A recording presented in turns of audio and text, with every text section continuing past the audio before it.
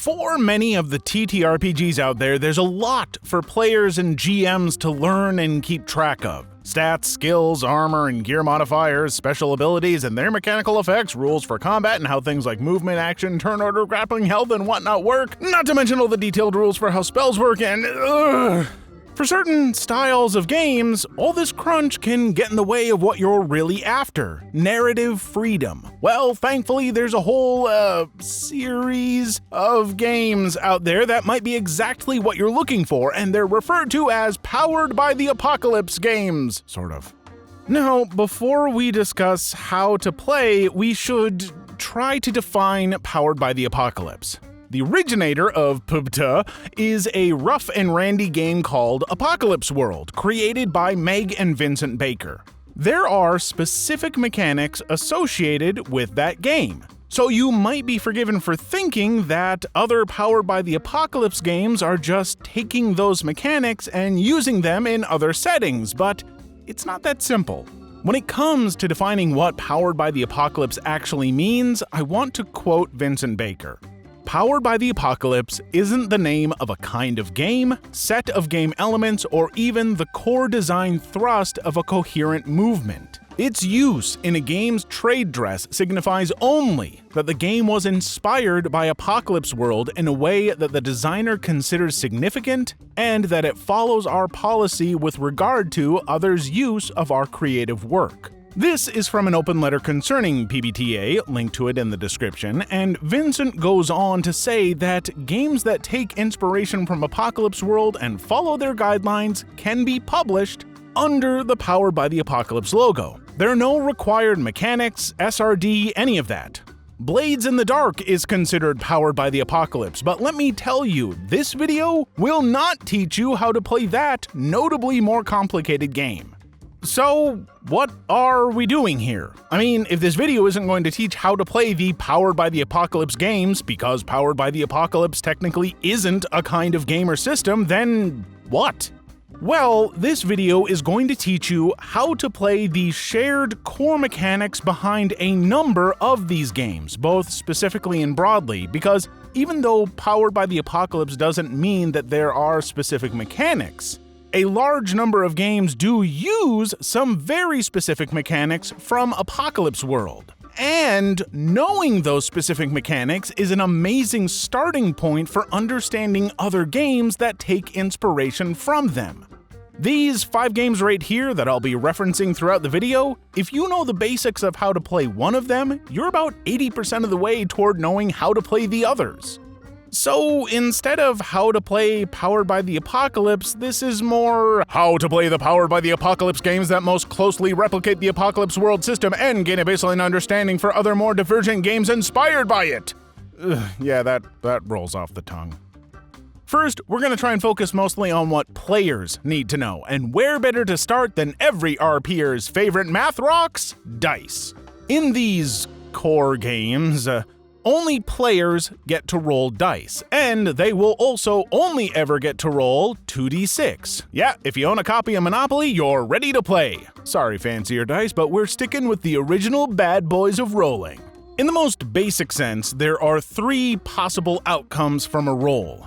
A 6 or less is a miss, a 7 or higher is a hit, with 7 to 9 often having lesser or mixed success results, and a 10 or higher having completely successful results, or bonuses to what you were trying to do.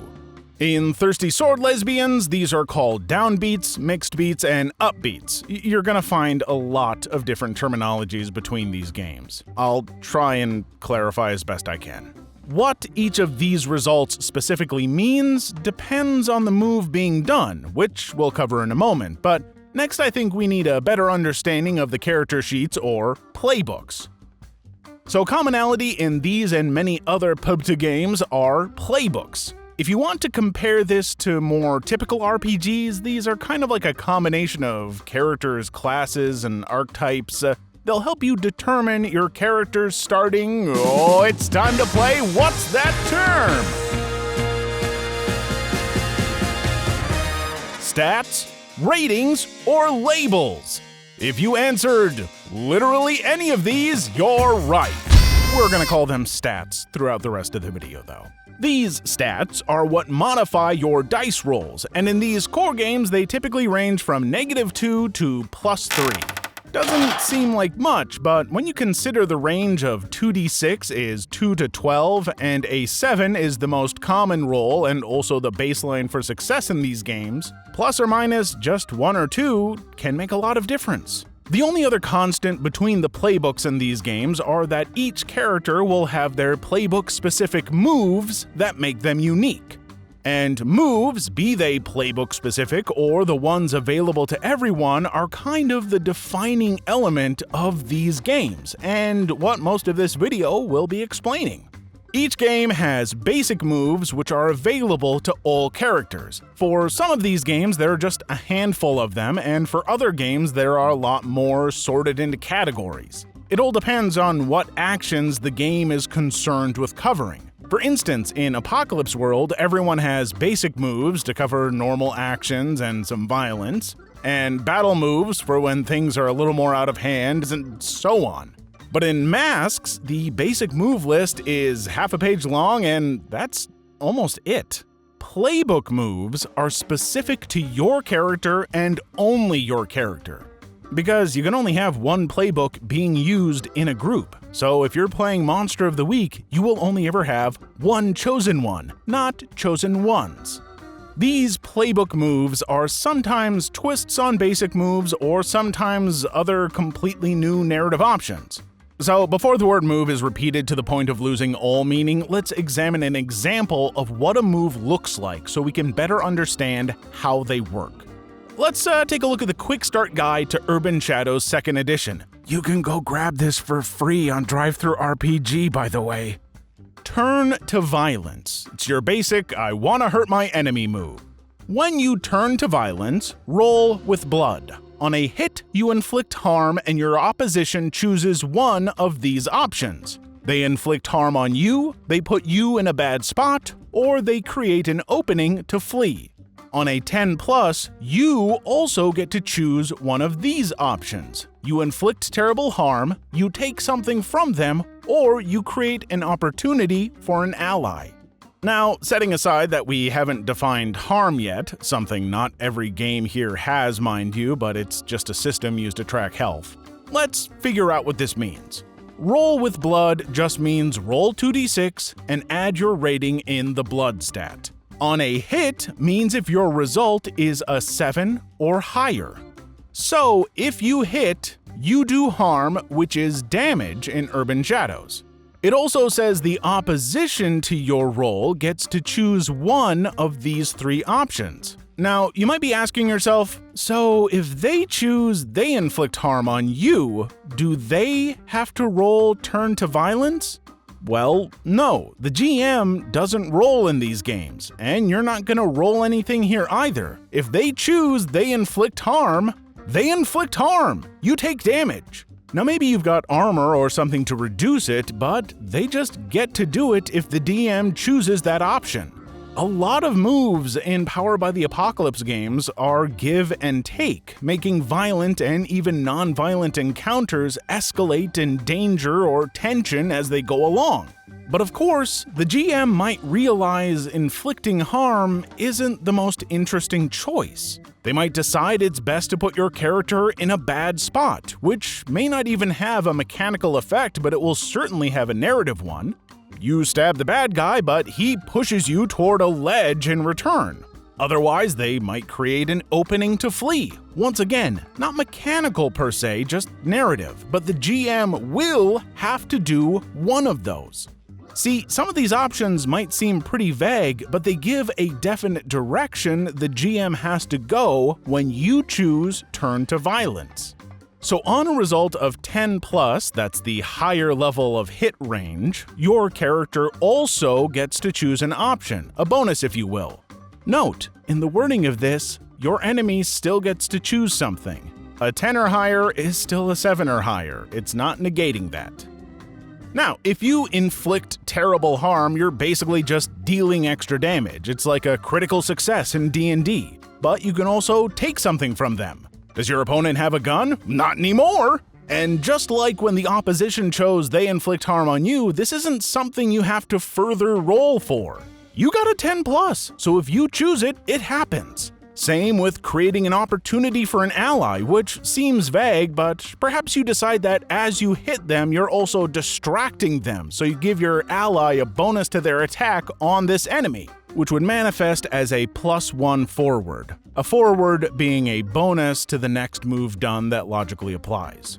Once again, some of these options are vague, so you can decide what they mean within the narrative that makes sense. You have to take into account what is happening in that scene and work with it. Also, obviously, if you get a little ridiculous and say, I choose to take the enemy's heart from their chest, the GM can say, no, that's more inflicting harm and isn't something you can just take from a person. But typically, if you choose something that makes sense, the GM has to abide by it. There isn't any, well, he's got a good grip on his gun, so roll again. Nope. Taking a gun is reasonable, so if you choose to take it, you take it, and the GM has to go with it. If the GM is letting you roll for a move, there's no adjusting the difficulty or demanding extra rolls. Of course, this is just one move in one game. This same type of move in Masks is actually a bit different. Directly engage a threat. There are similarities, the options to take something or create an opportunity, but notice how there are no options for the enemies. That's because when you directly engage a threat, you are trading blows, meaning by default, you are both taking hits. Then, dependent on the level of your success, you either get to choose one or two of the options, one of which is to avoid the enemy's blows. So, in Masks, when you succeed at attacking, the player gets to decide if they're going to be hurt or not. So, there you go, 2 games with 2 different ways of handling very similar moves. And there are plenty of other styles of move as well. If we stick with Masks, there's Assess the Situation, where based on your level of success, you can ask 1 or 2 questions from this list, and the GM has to answer them. And if you act on an answer with a move, you get a one-time bonus to doing so, and you'll get a +1 ongoing when acting on the answers. Ongoing being a +1 bonus for every roll you make concerning that answer until it's resolved. Basically like a way better version of +1 forward. Alternatively, in Monster of the Week, if you read a bad situation, your successes give you a certain number of hold, a sort of currency in these games that you can spend in that scene in further options within a move, in this case, asking questions as they might come to you. So, similar moves may exist between different games, but they're pretty much always uniquely tailored to their game. They're also pretty well self-described, so as a player, all you need is a little reference sheet for what all the moves do and what your unique playbook moves do. You don't really need much other knowledge, which I think is what throws some people off about this system. Aside from knowing how damage might work in your particular game, you're not figuring out initiative, movement speeds, actions per round, any of that. To be a player in this game, that reference list of moves has the majority of what you need to know. I know it feels like you're missing some information, but it really is just about that easy. Hold up, this move list doesn't describe everything. What happens on a 6 or lower, a miss? Nothing? Well, not exactly. See, that's when the GM gets to make a move from their list. But we'll get to that in a moment. We're trying to focus on players right now. So next is, well, literally for the shared stuff between games and the majority of what you need to know, that's kind of it. Now, individual games do have more to them. In Thirsty Sword Lesbians, there's a sort of currency called strings, which are emotional connections you make with NPCs and even other players that you can either spend to get bonuses on rolls with or against them, or you can collect enough strings to help advance your own character. In Masks, there's influence. Your characters can gain influence over other NPCs and PCs, and every adult has influence over you, you teenager. and this results in bonuses and special moves that you can do with influence, or moments where you can be influenced by others. A lot of these games actually have mechanics like that for connections between PCs and sometimes with NPCs, but other games like Monster of the Week, they just have prompts for shared history between PCs, but it isn't something that really has a mechanical effect. Also, some games have harm, a way of tracking how much damage a character can take. In Apocalypse World, it's a clock, with the first few hours representing harm you can shake off after a bit, later hours being harm that need time and treatment to get better, and the final hours representing harm that will get worse and kill you if not tended to. In Urban Shadows, there are just levels of harm which function in a very similar fashion, but you can also take scars, permanent stat negatives, instead of dying and whatnot. Monster of the Week has a harm track that becomes unstable, but you can use your character's very finite pool of luck to avoid harm. On the other hand, games like Thirsty Sword, Lesbians, and Masks don't have harm. Your character takes conditions which track how your character is doing emotionally and gives them negatives in certain moves.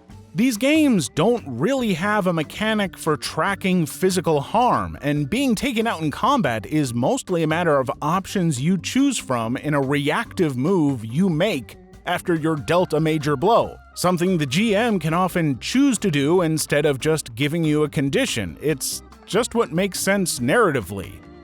The games with harm also often have equipment, armor, weapons that determine the amount of harm and other aspects of their world. Thirsty Sword Lesbians has some moves and minor systems for characters becoming smitten with each other because it has a focus on romance. Apocalypse World has systems for running gangs and having vehicles and tracking threats because that stuff is a big part of that game.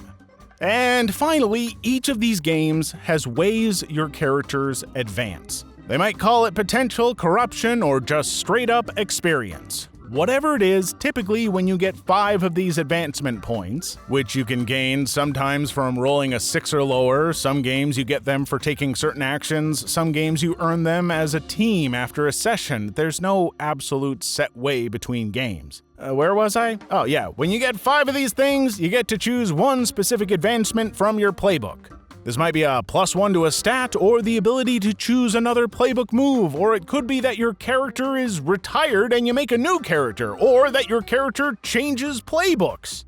It is, you guessed it, specific to the game, and often specific to the playbook. But the options are always clearly listed there, right on the playbook for you to see. As I've said, for players, most of what you need to know is either on the playbook or on a reference sheet for the game with all the moves, which is usually just a couple pages. The structure of these games and their rules is just dependent on that stuff and is a little more fluid and dynamic. Let me try to explain. If you're fighting someone in D&D, rolling for an attack is basically rolling for a single swing of your sword or pew-pew of your magic, which you can do within a turn that takes 6 seconds and can include moving up to a specific distance, 1 reaction and 1 bonus action, all within a specific turn order. Structured, defined, a little crunchy. In these games, if you rolled for, let's say, exchanging harm with an enemy, that could describe the entire act of running over the frames of several rusted-out cars, leaping over your enemy, and blasting them with a shotgun while getting a knife plunged into your leg. And no, I have no idea how long that took, and it doesn't matter. That move could have been 6 seconds or 60 seconds. And there are other times when you might shoot someone and not roll exchanging harm because the GM says that you've got the drop on this person, so it isn't going to be exchanging harm, you're just doing harm. There might not be a move for that, so you just do it. No roll. Now, let's say you're using your telepathy powers in Masks. There aren't specific rules for range, affected targets, saving throws, So, if you have telepathy and want to use it to try and detect how many people are in a burning building, just go for it. Ask the GM if that sounds reasonable, roll Unleash Your Powers, and if you hit, you do it. Maybe it's unstable or temporary, but you do it. Shared narrative. These games allow for players and their GM to work together to decide what they think sounds the most fun within reason. So we should probably learn what other stuff the GM needs to know to do their part in all this. First off, Master of Ceremonies, Seeker, Game Moderator, whatever. We're just saying GM. Now, let's tackle what we've already mentioned a few times, GM moves. As the GM, you have a list of moves. Does each game have a unique list of moves? What do you think? You can do these moves when a player rolls a 6 or less, when there's a lull in the action, or when it would just be really cool. Yeah, that's right. You do not roll for your moves, you just do them. Now, your moves don't really contain a list of options to choose from, just typically a couple word description, many of which are kind of vague. Others are more specific, like inflict harm or inflict a condition, which are pretty clear in what they do. However, whatever move you choose should make sense. If someone is investigating a mystery, rolls a miss, and you choose to inflict harm, that probably doesn't make sense as a consequence for investigating. Unless maybe they were investigating near a strange pit and you decide their miss means they fell inside. Now, the rest of the moves are suggestions that should further the narrative in interesting ways. For instance, put innocence in danger. If a hero is directly engaging a threat and they roll a miss, reflect their attack so it makes a building crumble and it's gonna fall on some civilians. See, a lot of these moves are like improv prompts to help guide you in creating an interesting and compelling narrative that fits the game you are playing. Do not ignore them. Also, the game says, don't say the name of the move, just say what you do. I don't care if you do that. Also, a lot of these games have GM moves specific for certain playbooks. These moves will relate more closely to specific characters and are a great tool to make sure that some of the stuff you do is more personal for your players. Helps get them invested. You can also just design custom moves, mostly for your NPCs and big baddies to make them more interesting, but also you can make new basic moves for your players, if you feel your game could use something like that. But typically, the moves included really are flexible enough to cover most situations. Now, beyond GM moves, there are also GM principles. These are guidelines for how you should try to run these games to really get into the setting. They're things like, be a fan of the PCs, make the world feel blank, give everything a price, especially friendship, and so on. Now, obviously the creators can't force you to use these principles, but they can be pretty darn useful in helping you run a compelling game. Ignore them when you need to, but always keep them in mind.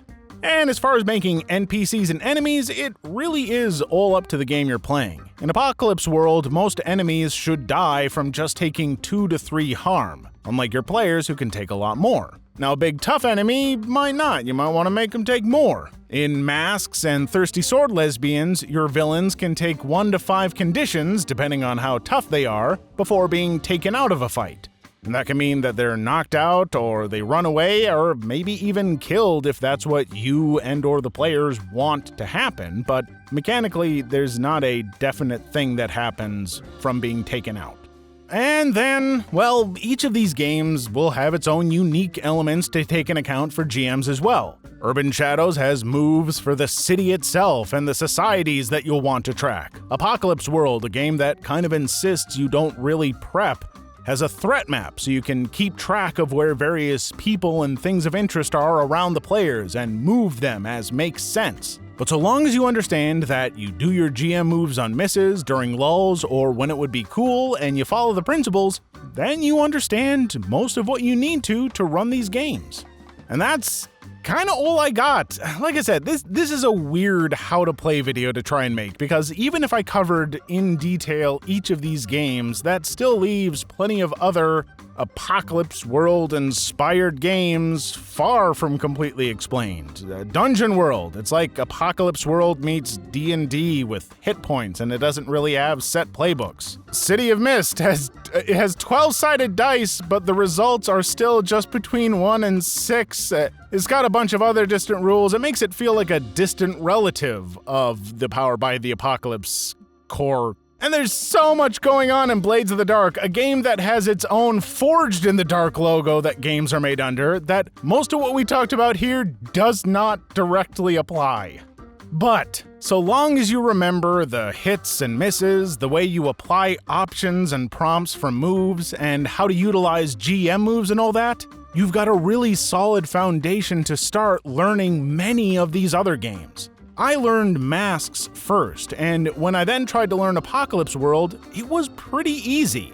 Apocalypse World has a lot more moves with like groups and combat and vehicles and sex. It's a very adult game, folks, not recommended for all ages. But then after that, learning Thirsty Sword Lesbians was a breeze. I was able to skim through a good 2/3 of the rules because I already firmly understood how they worked. I didn't need to know the specific outcomes of each move because it all fits on a few pages of reference material that I can hang on to as I play. Same with Monster of the Week and Urban Shadows. And when I learned Blades in the Dark, yeah, it was way more complicated and confusing, but I had an understanding of the levels of success in it and how moves work within it. I still used my Powered by the Apocalypse knowledge to help me get into that game just a little easier. And I hope the foundation I've laid out here will help you get into these games. Seriously, there are so many great games that claim the logo of Powered by the Apocalypse. And if you want to know how specific Powered by the Apocalypse games work, well, leave a comment and subscribe to this channel because I'm planning on hosting a lot of actual play and learn videos for just about any Powered by the Apocalypse games I can get my hands on. I've already recorded a session of Masks with Emil and Nils from Double DM Podcast, which is going to be up soon.